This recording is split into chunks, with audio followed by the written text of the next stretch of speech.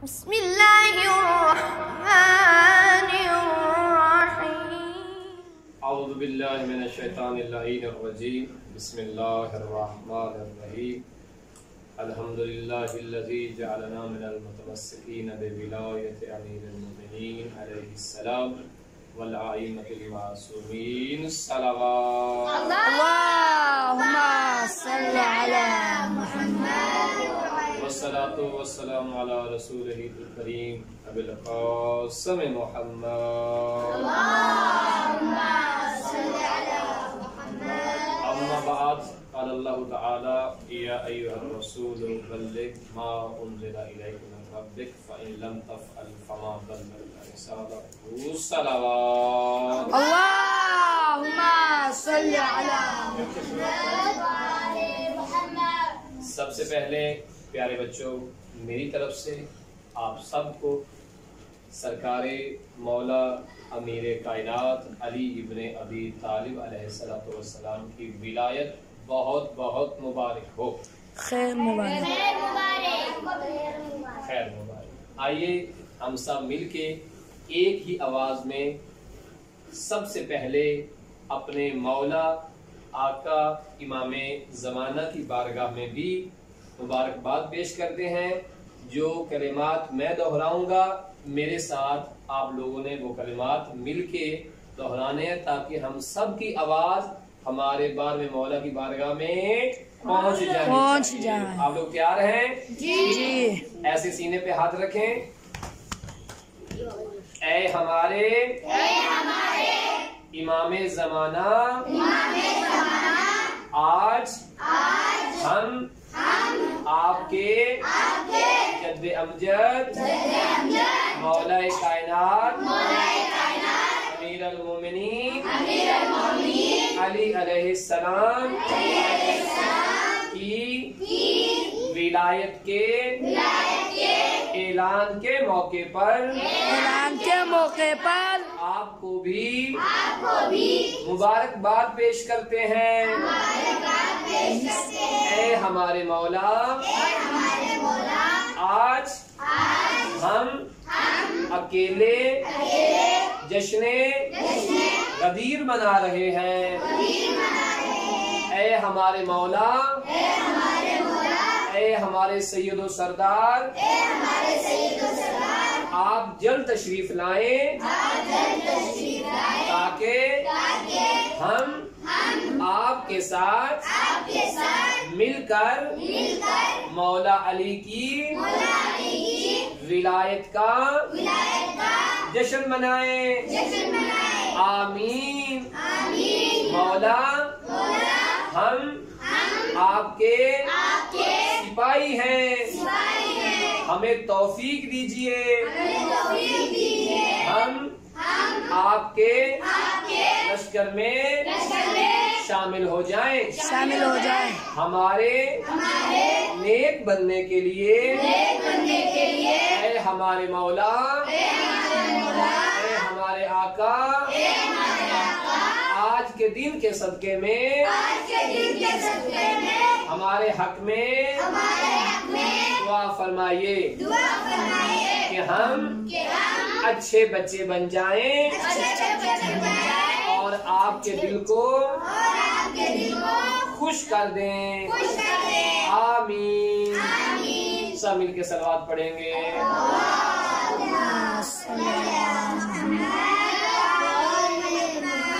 तो प्यारे बच्चों, हम आगाज करते हैं जश्न ईद गदीर का। अब आपने मेरी बातों को पूरी तवज्जो से सुनना है, ठीक है?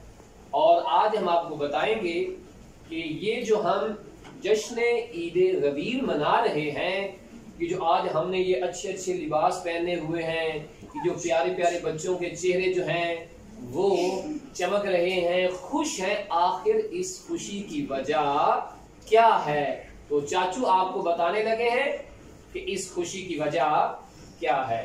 तो आज इस्लामिक तारीख क्या है? 18 ज़ुल्हज का दिन है। तो प्यारे बच्चों, जब हमारे प्यारे नबी हजरत मोहम्मद मुस्तफ़ा सल्लल्लाहु अलैहि वसल्लम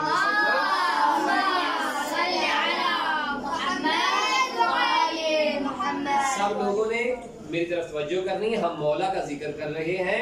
जब मौला का जिक्र हो तो फिर अपनी बातें करना अच्छी बात नहीं है। तो जब हमारे नबी हज कर रहे थे और वो उनकी जिंदगी का आखिरी हज था, तो हज करने के बाद हज कहाँ पे होता है? बैतुल्लाह में, सरजमीन मक्का पर। वहां से आपने हज किया। आपके साथ आपके असहाबा की बहुत बड़ी तादाद थी। बहुत सारे आपके दोस्त आपके साथ थे। तकरीबन 1 लाख से ज्यादा लोग थे।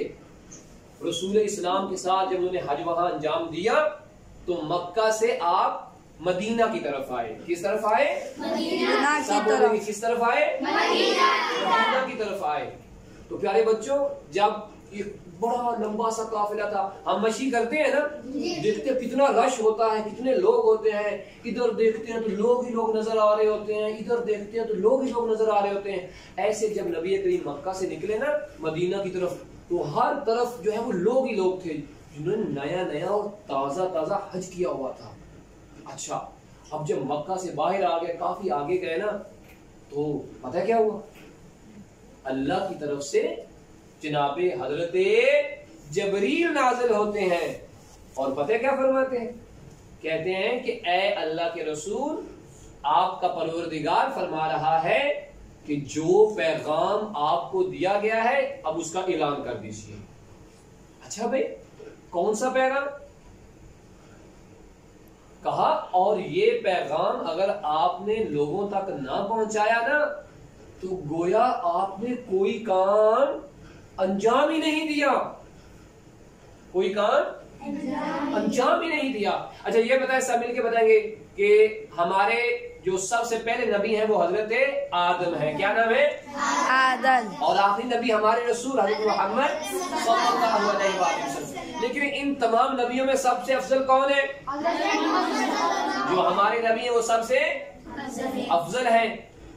लेकिन तमाम नबियों से अफजल होने के बावजूद भी, पूरी जिंदगी तबलीग करने के बावजूद भी, अल्लाह ने आखिरी पैगाम क्या इरशाद फरमाया? अगर ये ऐलान ना किया तो गोया कोई काम भी अंजाम नहीं दिया। क्या मतलब?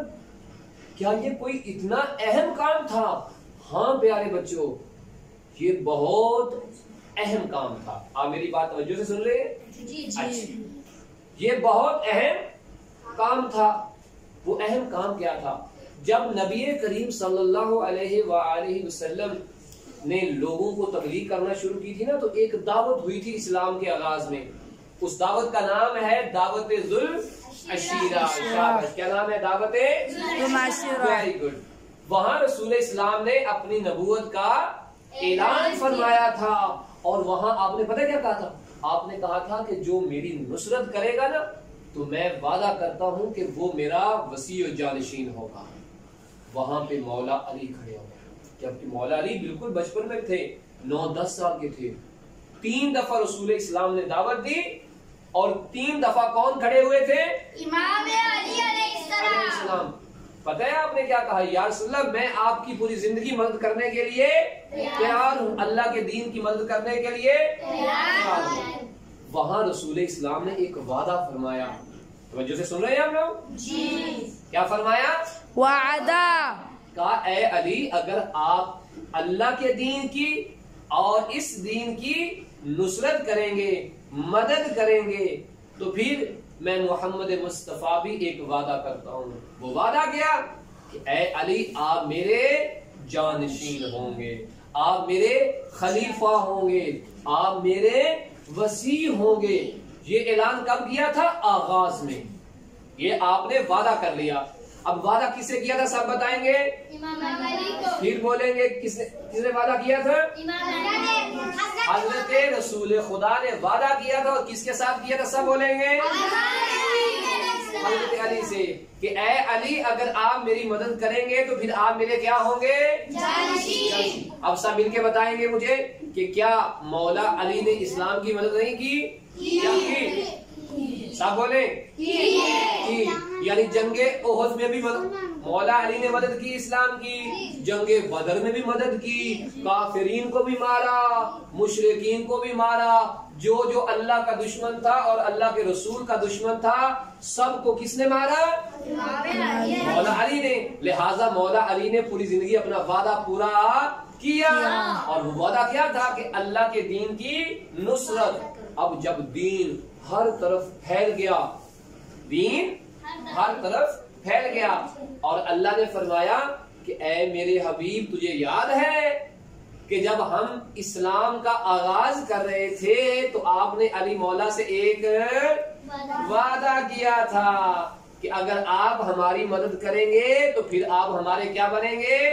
जानशीन। और अली ने पूरी जिंदगी वादा पूरा कर दिया। अब आप क्या करें? इन तमाम लोगों को यहां रोक लें, और अली ने वादा पूरा किया है इन सब लोगों के सामने, ऐ नबी आप भी वो वादा पूरा कीजिए। यानी क्या मतलब? मौला अली की खिलाफत का ऐलान कीजिए। अच्छा, तो अब कहां पे किया जाए? इतने ज्यादा लोग थे। वहां रास्ते में एक जगह आई जिसका नाम था खुम। क्या नाम था? खुम। वहां पे रसूल इस्लाम ने कहा, ऐ मेरे सहाबा रुक जाओ। रुक गए। जो आगे चले गए हैं उनको पीछे बुलाओ, और जो पीछे रह गए हैं उनको आगे बुलाओ, सबको यहां जमा करो। अच्छा, वहां पे एक गड़ा था। क्या था? गड़ा, यानी झुकी हुई जगह थी। जैसे हमारे आप लोग यहाँ बाहर खेलने जाते हैं ना, तो वो चारों तरफ से वो नीचे वाली जगह है जिसे आप ग्राउंड बोलते हैं या जिसे आप स्टेडियम कहते हैं, ठीक है? ऐसा गड़ा था जिसका नाम था गदीर। जगह का नाम क्या था? खुम। जगह का नाम क्या था? खुम। और जहां पे ये असहाब रुके थे वो गहराई वाली जगह, उसको क्या कहते हैं? गदीर। तो दोनों मिला के क्या बन गया? खुमे। सब कहेंगे क्या बन गया? खुमे गदीर। अब यहाँ पे नबी करीम ने तमाम सहाबा को रोक दिया, ठीक है? और अल्लाह ने क्या कहा था? अगर ये ऐलान ना किया तो फिर कोई काम अंजाम दिया ही नहीं है। अब आपने पता क्या फरमाया कि जितने लोगों के पास सवारियां हैं ना, ऊंट हैं, घोड़े हैं, इनके ऊपर जो नरम नरम पैलान बने हुए हैं, जिनके ऊपर वो सवारी पे जब बैठते थे तो वो कपड़ा सर रखते थे, उन्हें पैलान कहते हैं, ठीक है? वो भी उतार दो। उतार दिए गए। उनका एक मिंबर बनाया गया, स्टेज बनाया गया, मिंबर, ठीक है? और उस मिंबर पे फिर रसूल खुदा सल्लल्लाहु अलैहि वसल्लम ऊपर बुलंद हुए, चढ़े। इतने बुलंद हुए कि तमाम लोगों तक आपकी नजर जा रही थी, कौन कहां कैसे खड़ा है, बैठा है, सबको देख रहे थे। वहां रसूल खुदा ने पता है क्या कहा? ऐसे तमाम लोगों की तरफ देखा और देखकर कहा, ऐना अली इब्न अबी तालिब, अली कहां पे है? फरमाया ये अली है। कहा या अली मेरे करीब आ जाइए। अब जिस मिंबर पे रसूल खुदा खड़े थे, मौला अली भी उसी मिंबर के ऊपर सवार, ठीक है? एक स्टेप, दूसरा स्टेप, जहां रसूल खुदा खड़े थे मौला अली को वहां पे बुला लिया। अब क्या हुआ? अब रसूल इस्लाम ने तमाम लोगों से कहा, ऐ लोगों, क्या मैं तुम्हारे जान माल और तुम्हारे नफूस पर हक नहीं रखता? सबने कहा, या रसूलल्लाह, आप हमारी जान के भी मालिक हैं, हमारे माल के भी मालिक हैं, आप जिस तरह कहेंगे हम मानने को तैयार हैं। कहा, अगर तुम सच्चे हो ना कि मेरी हर बात मानोगे तो फिर तवज्जो से सुनो, और आपने भी तवज्जो से सुनना है, ठीक है? तवज्जो से सुनो। क्या कहा? अली करीब आइए। जब करीब आ गए ना तो रसूल इस्लाम ने ऐसे मौला अली का हाथ पकड़ा, ऐसे बुलंद करते करते करते इतना ऊंचा बुलंद किया कि सब लोगों को नजर आने लग गया। इतना ऊंचा हाथ करके रसूल खुदा ने, किसका हाथ? सब बोलेंगे किसका हाथ? हाथ ऐसे बुलंद करके पता है क्या कहा? लोगों गौर से सुन लो। ऐसे हाथ बुलंद किया हुआ है, गौर से सुन लो। ऐसे जो किया, ऊंचा करने का मतलब क्या था भला? नहीं, क्या है? शाबाश। ऊंचा करने का मतलब था कि सबको दिखाई दे।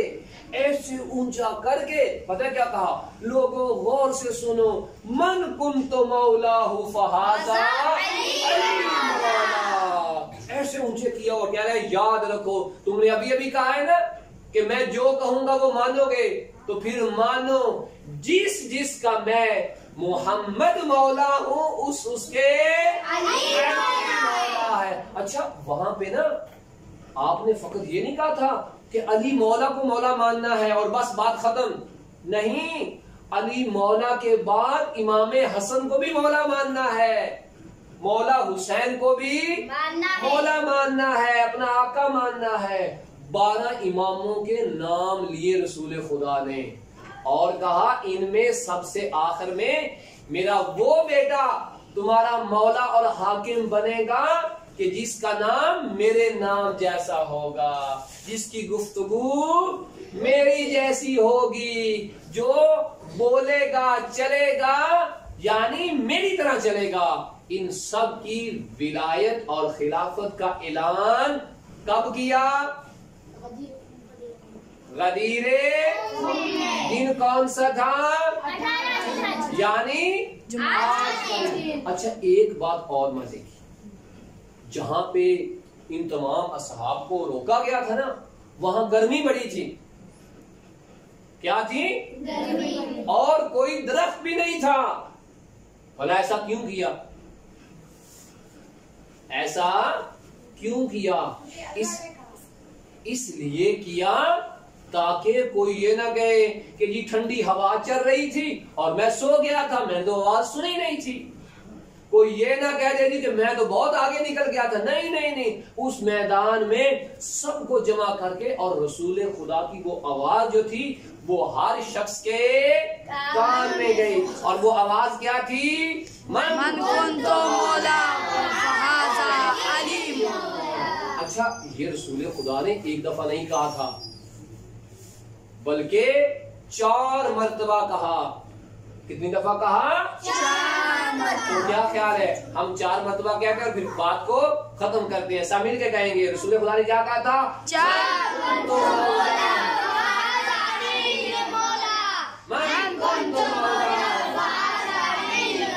अच्छा, मेरी बात सुने। इसका मतलब क्या, तर्जुमा क्या बना इसका? तो फिर आप सब मिलके क्यों नहीं कह रहे आपके मौला अली नहीं है ना? तो सब मिलके कहेंगे मन कुंतो मौला। हम दुआ गो हैं अल्लाह की बारगाह में कि खुदा हमें जश्न ईद गदीर मनाने की और मौला हमें मौला अली की विलायत पे साबित कदम रहने की तौफीक दे और हमें मौला का अच्छा सच्चा चाहने वाला बनाए। आमीन या रब्बल आलमीन।